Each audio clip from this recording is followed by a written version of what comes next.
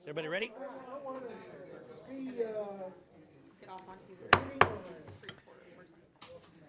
Good evening, good afternoon. Welcome to the December 9th, 2024 meeting of the Sacramento Regional Transit Board of Directors. Would the clerk please call the roll?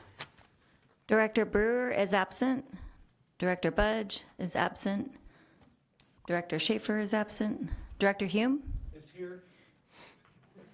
Director Jennings? Here. Director Kaplan? Here. Director Kozlowski? Also here. Director Maple? Present. Director Serta? Here. Director Singh-Allen? Here. Director Singh-Allen is requested to participate online due to travel on city council business. Is there anyone in the room with you that's 18 years or older? No, I'm by myself. Okay. And Director Vang is absent, and Chair Kennedy. Here. With that, we have a quorum of 8 votes, and this meeting of the Sacramento Regional Transit District is recorded with closed captioning. The recording will be cablecast on Metro Cable Channel 14, the local government affairs channel, on the Comcast and DirecTV UVerse cable systems. The recording will also be video streamed at metro14live.saccounty.gov. Today's meeting replays Sunday, December 15th at 11:30 a.m. and Tuesday, December 17th at 2 p.m. on Metro Cable Channel 14. Once posted, the recording of the meeting can be viewed on demand at youtube.com/Metro Cable 14. Members of the audience wishing to address the board should fill out a speaker card located at the rear of the room and provide it to myself or Adam. Once the item has been called, additional speaker cards will not be accepted. The time allowed for public comment is at the chair's discretion. The timer will time when you have 20 seconds and then again when your time is up. There was one written public comment provided to the board on item 2.9 from Glenn Mandelkern regarding real-time reports for trains. Thank you very much. Would you please join me in the Pledge of Allegiance? Pledge allegiance to the flag of the United States of America and to the republic for which it stands, one nation, under God, indivisible, with liberty and justice for all. Thank you. That takes us to the consent calendar. I have a number of, quite a large number of speaker slips this evening, so just fair warning, I will be keeping to a solid 2 minutes on speaking. Is there any member of the board that has an item that they have any questions on of staff or would like to have anything removed from the consent calendar at this time? Okay, hearing and seeing none. On item 2.3, Helen O'Connell.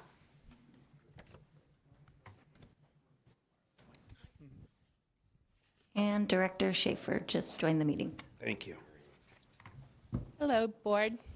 Nice to see you again. I'm afraid you might get tired of me tonight. I have some questions about the health and welfare benefits. It says all RT.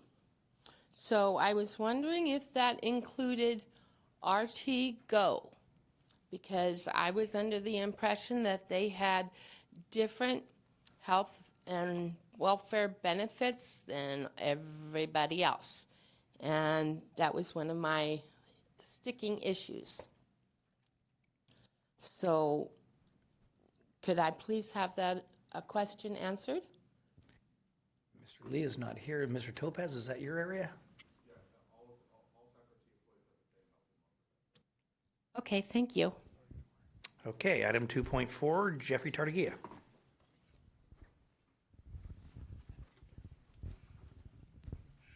My question, board, is simply, it says hazardous material.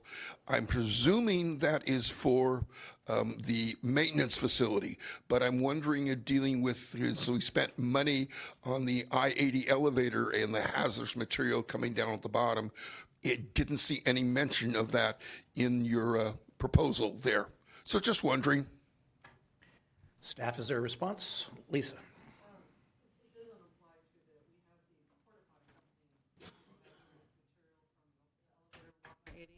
But it's the cleanups for our social services practitioner, or if we have a bloodborne pathogen, that kind of thing. So it's 2 separate things. But I didn't see it on the agreement in there. Thank you. Item 2.7, Helen O'Connell. Okay, I know that you guys put this out to bid, and the software for the dispatch and scheduling and everything like that, has it been brought to the attention of the people that are actually using the software?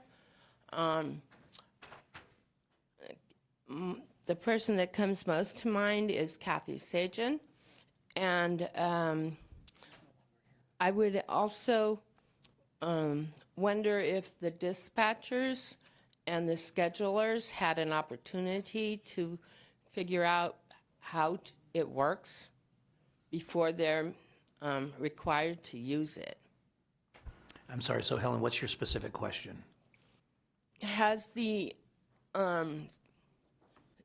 service software that's dealing with scheduling, dispatching, all that kind of stuff been introduced to the people that are actually going to use it Thank you. Thank before you buy it? Got it. Staff, yes.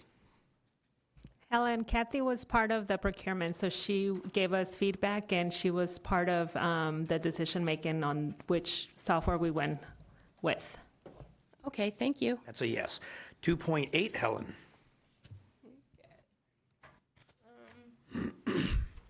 Had some time on your hands today, Helen? Actually, I got here at 1 o'clock. I've heard. Oh my gosh. Let me see. I'm going to try to look it up real quick.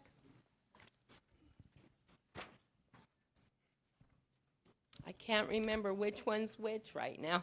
Awarding of a contract for comprehensive operational analysis to Nelson Nygaard Consulting Associates. Is Ms. Ham here, or is she hiding behind that pillar? Oh, okay. We're on 2.8, right? Yes.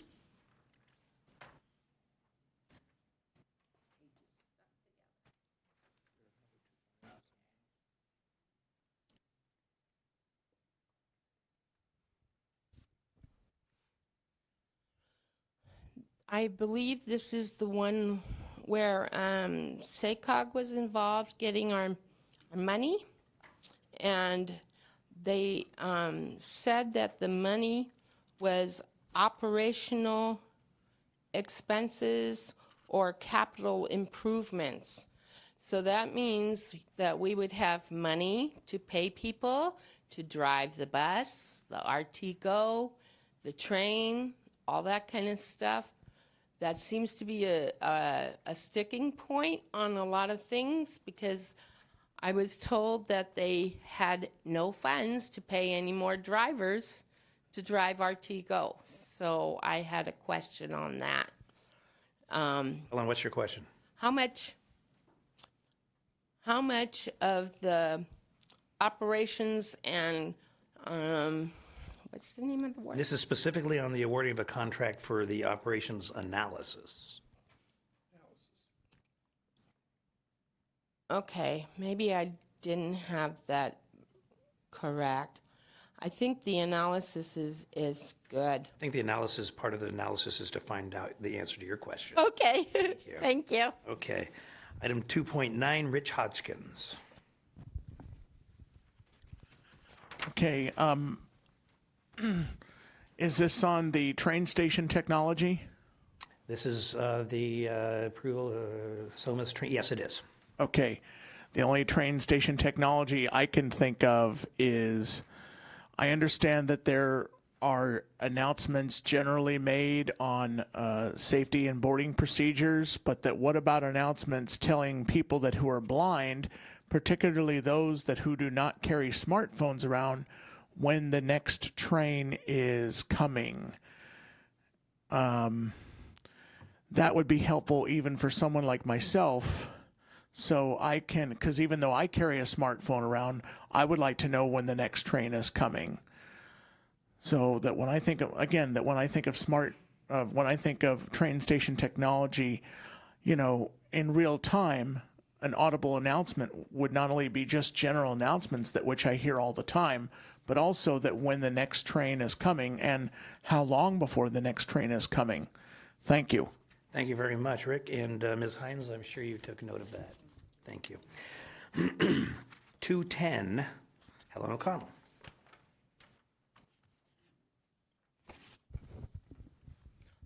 Hello. This is about the creating a new fare for SAC RT Flex microtransit service. I have an issue because it was my understanding that the new RT Flex was going to be a microtransit service that had pre-registration and stuff, but it won't be accepting prepaid fares like the 60 Pass or other services that are accepted throughout the rest of RT. And I don't understand why the prepaid things like Ultra Regional, RT Go, 60 Pass won't be accepted on the SAC RT Flex. Thank you. Do we have a brief staff response to that? I know Ms. Ham is not here, but Yeah, I can. you get the football. Brief response here. James Drake, Senior Manager of Service Planning. And yeah, Helen, thank you for the question. I think the context that it's important here is that, you know, the transition from Smart Ride to SAC RT Flex is largely being done because it is a major cost-saving measure. We have some fiscal challenges that we're dealing with, of course. And on account of that, the availability of the service we know will be considerably less than Smart Ride. So that's kind of the basis for limiting eligibility of the program just to more vulnerable populations. And it's the same basis for that limitation or the elimination of pass use, because we tend to find that with when we allow passes, a lot of our service, our available service, gets absorbed by a small subset of kind of super users who will make a lot of rides. We kind of want to make sure just what we have out there is available and spread out among more total users. Thank you, James. And just also, just to keep in mind, we've had many discussions at this at the board level, that unfortunately with budget constraints and certain funding that is no longer available, we have to make decisions that are difficult, and we can't be everything to everybody, but we need to be everything to those who need us the most. And that's, I think, where the board has fallen on that. So, Okay, thank you. thank you. 210, Rich Hodgkins.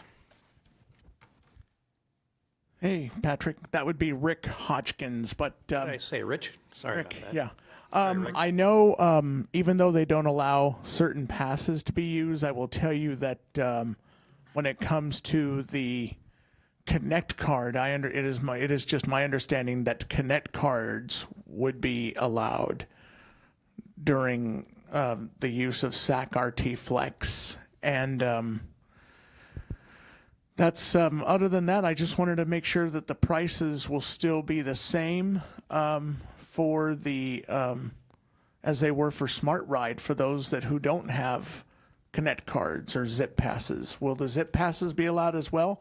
Because I don't. Once again, I have a Connect card. I don't have a Zip pass. So thank you. Thank you. Kick it over to James. Neither, Brief answer on what the pricing is going to be like. yeah, the pricing will be $2.50 across the board. And initially, it'll be just cash or debit and credit in the SAC RT Flex app. Thank you. All right, 211. That was 211. Yes. No, 211. Rick Hodgkins. And this is 211 on what item on the consent calendar? This is the delegation of authority of the general manager, CEO, to approve amendment number 1 to work order number 4 to the contract for on-call flagging support services with National Railroad Safety Services, Inc. for additional flagging support during construction of the low-floor vehicle platform conversion Phase 3 project. Yes, I'm in support of this one. I would also like to add that I know at the Watt and Manlove Light Rail Station that what they've done is that and even at the Sunrise Light Rail Station, that what they've done is they raised the railroad tracks just before you go into the Sunrise and Watt and Manlove Light Rail Stations, just before you go east to Sunrise Light Rail Station, and just before you go west to Watt and I-80, or not Watt and I-80, Watt and Manlove Light Rail Stations, there's an elevated part of the track. This definitely would eliminate people getting hit by trains if we had the ability to also have elevated tracks where the tracks used to be street level. So that's also what I would support. Thank you. Thank you, Rick. Appreciate your time. All right, that takes us to the end of public comment on items on consent. Is there a motion? Moved. Second. Oh, Chair Kennedy, I think we need to do the roll call vote with Sing Allen on. Oh, correct. Thank you very much. Okay, so, We still have a motion and a second. okay, who was the motion in the second? It's a motion to approve the consent calendar. Vice Chair, second. Thank you. Okay, Director Brewer is absent, Director Budge is absent, Director Schaefer, Aye. Director Hume, Aye. Director Jennings, Yes. Director Kaplan, Director Kozlowski, Yes. Director Maple, Aye. Director Cerna, Director Sing Allen, Aye. and Chair Kennedy. Aye. The consent calendar passes with 9 votes. Thank you very much. Thank you for the participation of the public.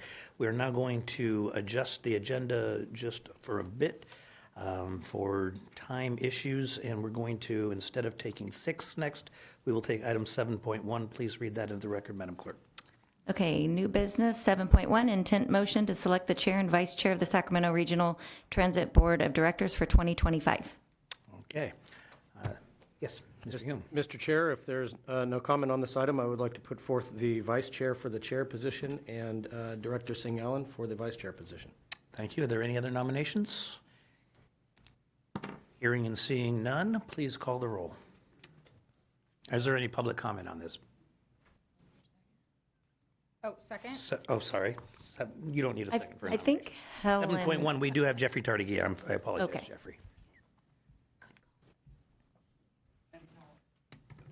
I have no Helen. Jeff Tardigia. Patrick, I will say, I note the last 2 years of some of the failures of things that have not happened. Thank you. I appreciate that.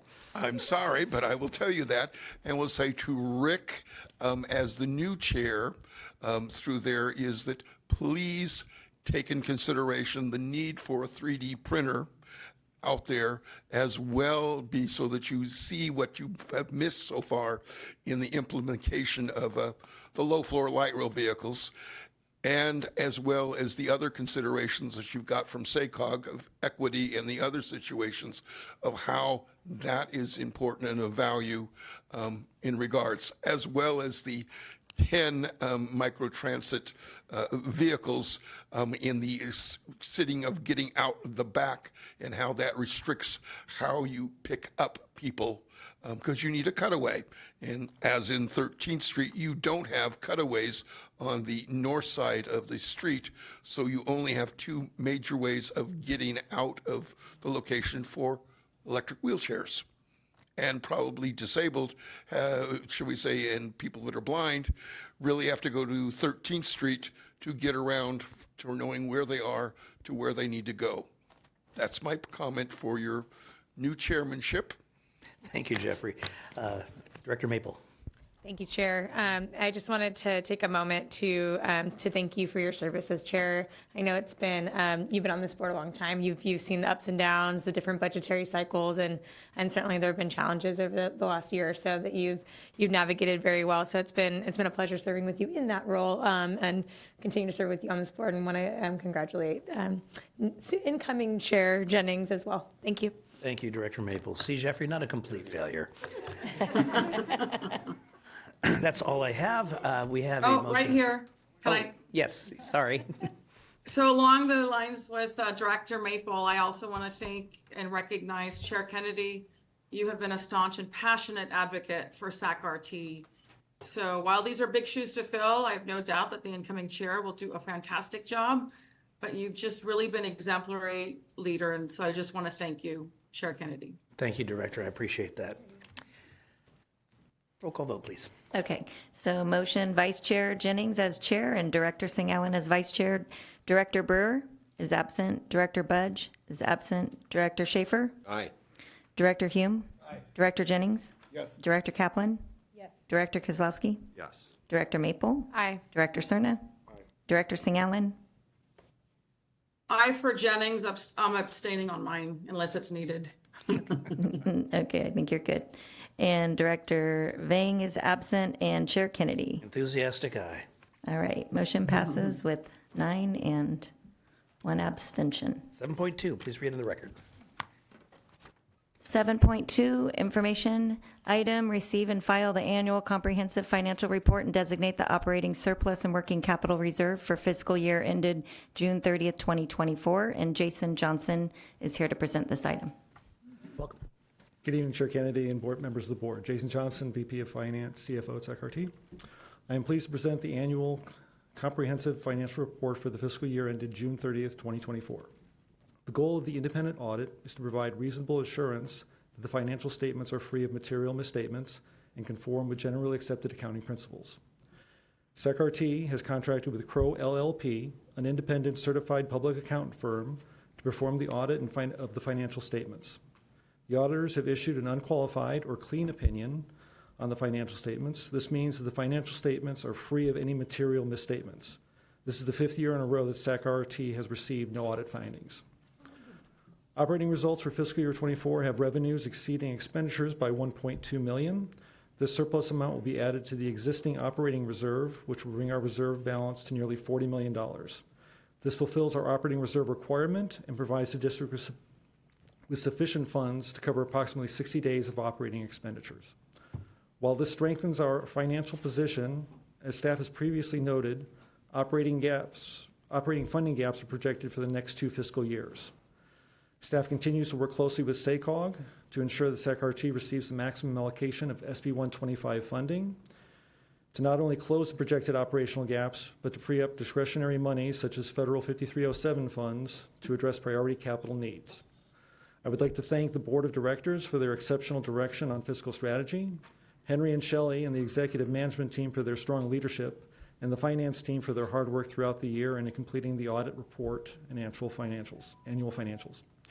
This concludes my presentation. I'm happy to answer any questions you may have, and our auditors, Crowe LLP, are present and available for questions as well. Thank you. Thank you very much. And I hope if there's anybody in the room that has the ear of SACOG board members, they will pass on the findings of the auditor. Is there any member of the board that has any questions? Move approval? I'll second. It's It's just an information item. It's information received and filed, but we do have Helen O'Connell. I told you you'd hear a lot from me today. I was hoping that the surplus operating expenditures would actually go to the operating department so that we can, again, pay our people what they're worth for the jobs that they do. Thank you. Thank you, Helen. Jeffrey Tardigia. Hi, Jeff Tardigia. My focus in previous years, you had a line item for dealing with the bus bridges. Particularly, it was for the I-80 when we had that, and that helped determine what needed to go. What we are now doing with the I-80.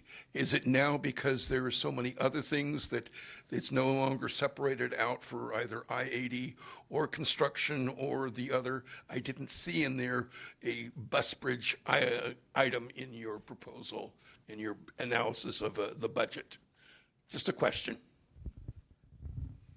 Thank you.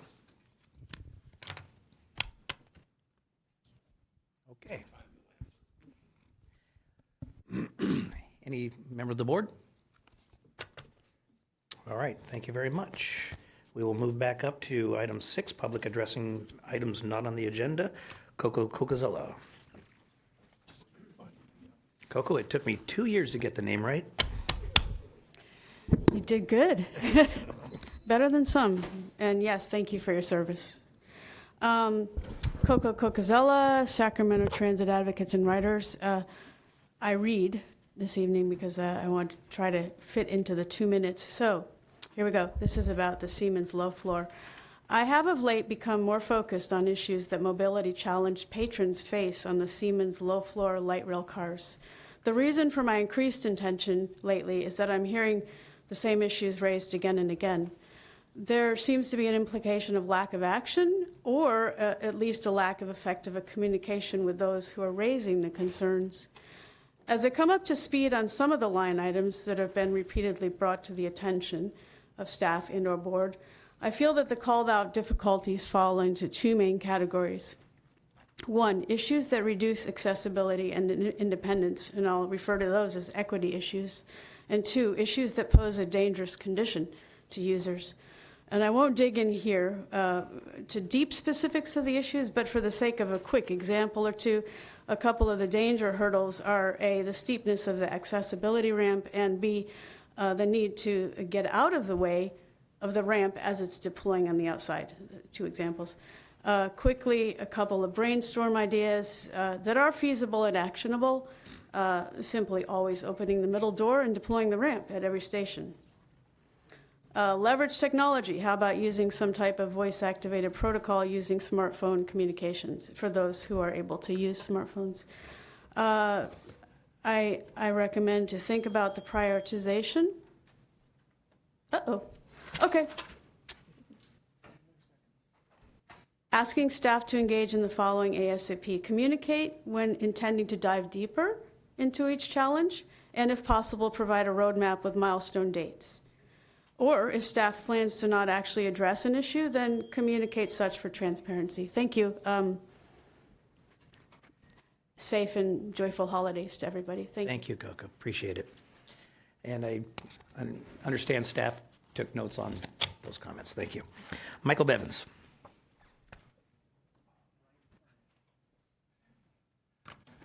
Hello, everybody. Happy holidays.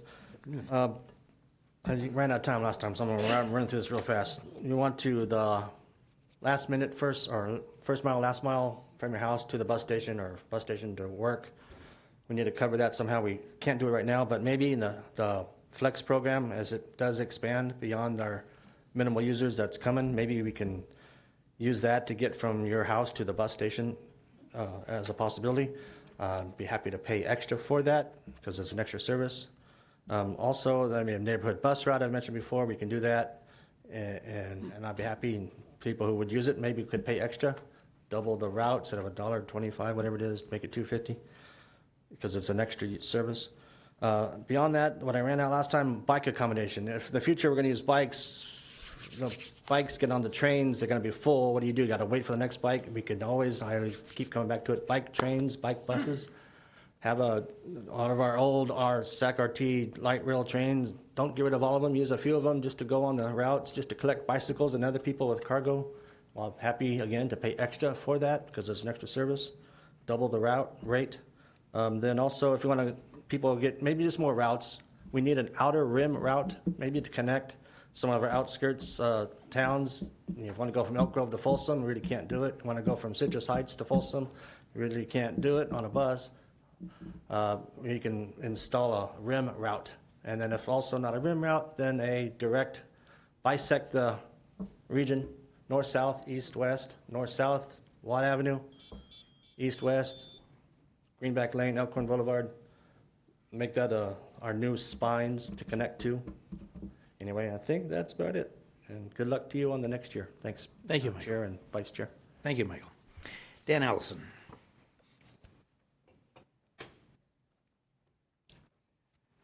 Dan Allison, speaking for Sacramento Transit Advocates and Writers. Staff has been saying to the Mobility Advisory Council that the problems with the new light rail cars are minor and being quickly resolved. I don't observe that. I've ridden light rail a number of times the last 2 weeks. Every single trip I've seen people having difficulty with the button press for the ramp deployment and the ramps deploying. On one trip, there were 3 incidents. One rider got left behind. Another 2 times, I think the train operator opened the door manually. And every time that happened, I kind of looked around at the other riders, and they're all like rolling their eyes and so I asked them, is this frequent? And they all said, this happens all the time. It's really a major problem, and staff is not owning up to that fact. And I have to point out that this all stems from SAC-RT's decision to do low floor and not level boarding, which STAR objected to from the very beginning. That's why we're having problems with the buttons. That's why we're having problems with the ramps. Problem that would not exist if SAC-RT had gone with level boarding. Thank you. Thank you very much, Dan. Julie Coleman. We need you to get in the microphones for the record. There we go. Thank you. Good afternoon, everybody. I just have 2 things. The first thing is what happens to my bus pass if I buy a 60 and I get sick and I have about 40 left? Where does that money go, and what fund does it go into? And the other one is our drivers, our paratransit GO drivers deserve the better benefits, for they are your workhorses. Thank you. Thank you very much, Julie. And someone from staff can answer that first question, not right now, but to Julie directly. Seems simple enough to answer that. Jeffrey Tartaguia.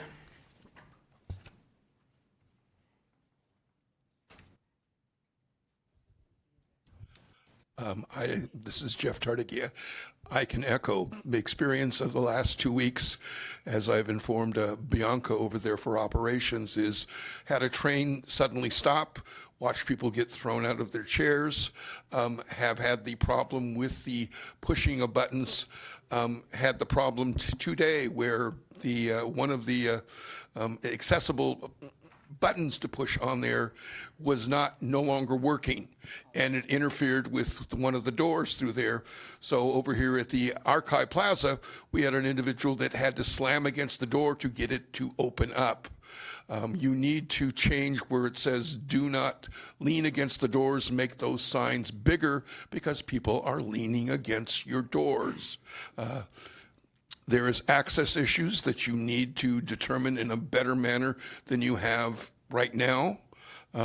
And I will say to you that going around, if you do a survey again, you will find how many people are displeased with the low floor vehicles. In the high platform, I have space to get around.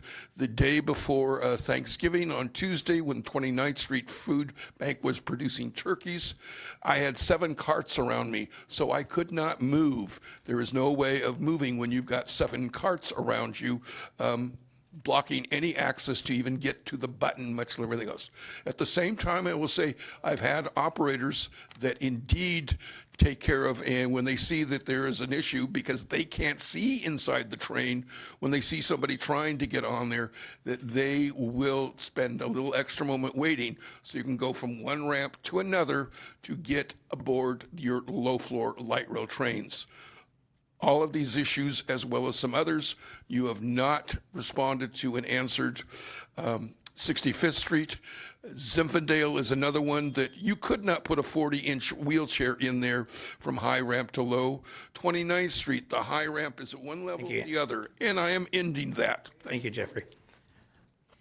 Just for the record, because there's no place on the agenda to really say this, so this is not a back and forth. I have made the recommendation to the incoming chair that we establish a subcommittee, an ad hoc committee for a limited term purpose to meet with staff to further go into issues of the modernization, just so that the board hears some of this, not just at every board meeting, but has a better grasp of this of the issues. So it'll be up to next year's leadership, but that's a recommendation. Rick Hodgkins. Thank you. Yes. on the BART trains in San Francisco, there's actually signs for passengers on the inside of the train. It says, "Do not lean on the side of the, do not lean on the doors," or "Please do not lean on the doors." Maybe perhaps, and again, it's people on the inside of the light rail trains that are doing the very same thing up here. So again, once again, that print needs to be big enough. So that's why the doors are broken. Also, my main concerns on items just not on the agenda are, why can't the public participate virtually on Zoom anymore? My mom, even though she doesn't live with me, says I should not be involved in these meetings anymore, that I should just send emails from home or participate virtually. Now, she doesn't live with me, so I was able to sneak away, and she was at the dentist. And the other thing is, I go to 24-hour fitness, and that there are times that when most of the time USERV is sent, but that when USERV is not sent, paratransit buses are sent, and paratransit buses are always coming outside of the window, particularly on the way to the gym, and that therefore I have to shorten my workout, and it does not look good. So I can't help but wonder why paratransit buses are always late picking me up from home. I know that they have 30 minutes before and 30 minutes after the window, but lately that they've been, if it's a bus, lately that they've been coming outside of the window. Thank you. Thank you, Rick, and staff has made note of that, and we'll look into that. Arthur Federling?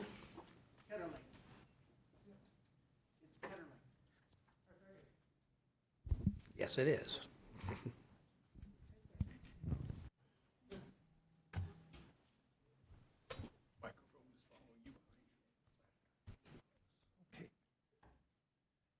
Yes, thank you, Board. I just have basically one quick question. That, like, on the RT Flex, that's supposed to start officially on the 2nd. I know you're supposed to, you mentioned earlier something about registering. Well, I don't even know what you're supposed to do. I don't even think your staff knows what to do. And I would like to sign up to use that if it's at all possible. And another thing, I don't know if it's going to be happening, but are they still going to have RT Flex as a test for about a couple of weeks? That was the last I heard, and I thank you. Thank you very much. Arthur, it's good to see you again. Welcome back. If somebody staff can address Arthur directly, that'd be fantastic. Okay, thank you very much. I have no more cards for items not on the agenda, which takes us to item number 8, the General Manager's Report. Good evening, good afternoon, Mr. Chair and the members of the board. At this last board meeting of the year 2024, I just want to express our sincere thanks and appreciations to millions of our riders, 1,500 hardworking SAC staff members, a wide variety of public transit advocates, many SAC partners, and gracious funding agencies from USDOT, FTA, and the state and the regional partners and friends. And actually, I especially want to thank our advocates who always give us some constructive criticisms, so we can improve our service continuously with their advices or support, like Jeff, Helen, you guys give us lots of great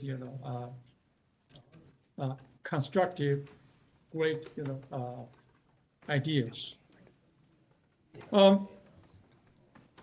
Also, I want to thank to all of you for your unbelievable support to Sacramento in 2024. This year alone, we secured over $200 million formula funds. And in the meantime, we secured or closed or received close to $150 million of competitive grant funding. For example, with a historical $77 million federal funds for our hydrogen and electric low emission buses, we're on the way to secure another $80 million similar grant fundings as a leverage from a variety of other sources to help us not just allow us to keep the pre-COVID service level, and but also add new service, and also to achieve the climate change and the GHG reduction goal for this region, and enhance the quality of life for 2.6 million citizens of this great capital region. I certainly want to thank our steadfast board of directors and for your extraordinary leadership, and special thanks to Chair Kennedy for your relentless service and unbelievable leadership to move this agency to a higher new level. And congrats to newly nominated Chair Jennings and Vice Chair Xin Allen, and wish all a safe, joyful, and a Merry Christmas and a wonderful New Year's. Mr. Chair, that concludes my GM report. Get back to you. Thank you. Thank you, Henry. Any questions? Okay. Next item is item 9.1. Please read that into the record, Madam Clerk. Oh, I'm sorry, Jeffrey, you have a card in for, no? Okay. All right. 9.1. 9.1, Capital Corridor Joint Powers Authority Meeting Summary of November 20th, 2024. Anybody have anything to add? I do. All right. Thank you, Chair. So we met on the 20th of November, and the two major action items were to reestablish or to create an agreement for our administrative services with BART. That passed unanimously. Also, we accepted the South Bay Connect final environmental impact report. There's a lot of public comment on this item. It was quite extensive. It is the new line actually bypasses the city of Hayward. Most people in Hayward are not happy to hear that, but this does streamline the line overall. But we did, the board did pass unanimously to accept the EIR. That concludes my report. Thank you, Director. Any questions from the board? I do have Rick Hodgkins.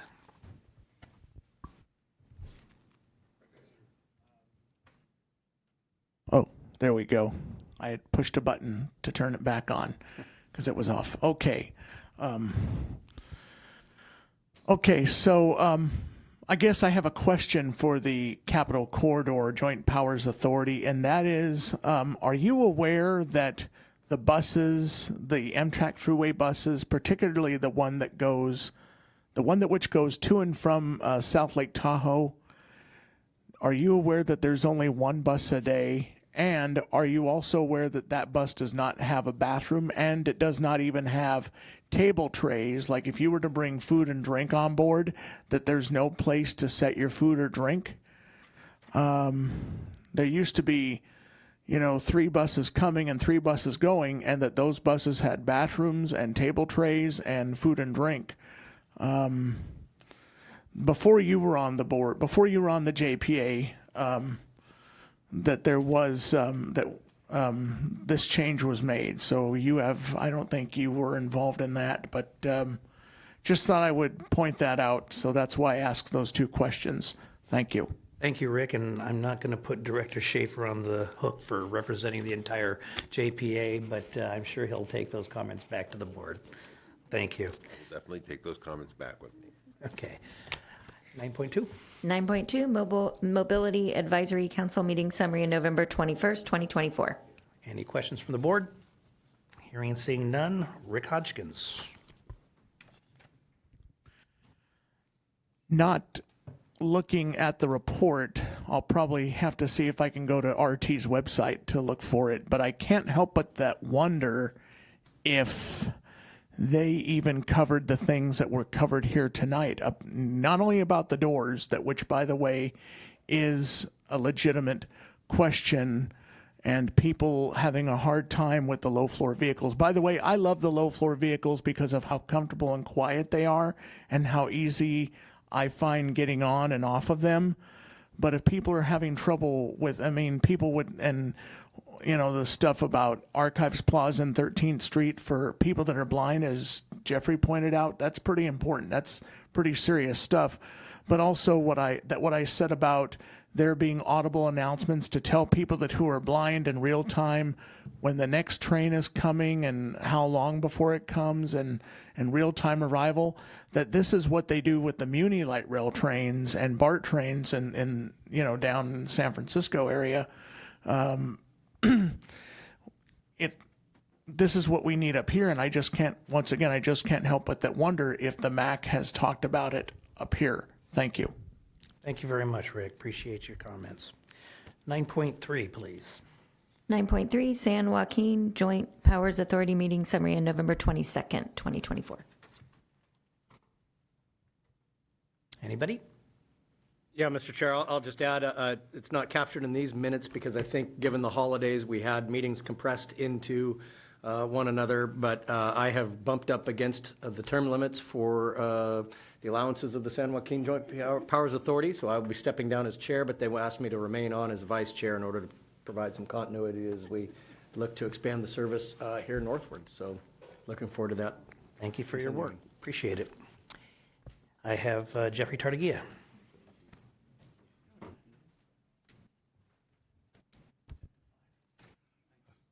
Jeff Tartagia. Yeah. Just like with SACOG, appreciate, when you have these joint powers, that you give us some idea of what's going on. And that's why I was going to put Patrick on the spot a little bit about explaining about the noon SACOG meeting relating to the travel program. I think it's going to be expanded next year, but just feel like, it would be nice to hear how that affects Sacramento Regional Transit. But thank you guys that are going on these things, reporting back what's not in the written reports, and telling us what's happening and going on. That's why I'm commenting here, and appreciate you board members that have something and flag for us. What in the world had lots of public comment? What, in a sense, you realized would have an impact for Sacramento Regional Transit? And that's what my public comment is on these reports. Thank you. Thank you very much, Jeffrey. That is my last public comment. Is there any other member that has any comments on item 9.3? Hearing and seeing none. That takes us to the end of our meeting. And let me just say, to my fellow board members, our phenomenal staff, and most importantly, the passionate and well-informed public that comes regularly to keep us honest. I hope you will have a fantastic, happy new year, wonderful holiday season, and thank you for being here time in and time out. We really do appreciate it. So we're adjourned. And again, thank you for your service. Thank you. Absolutely.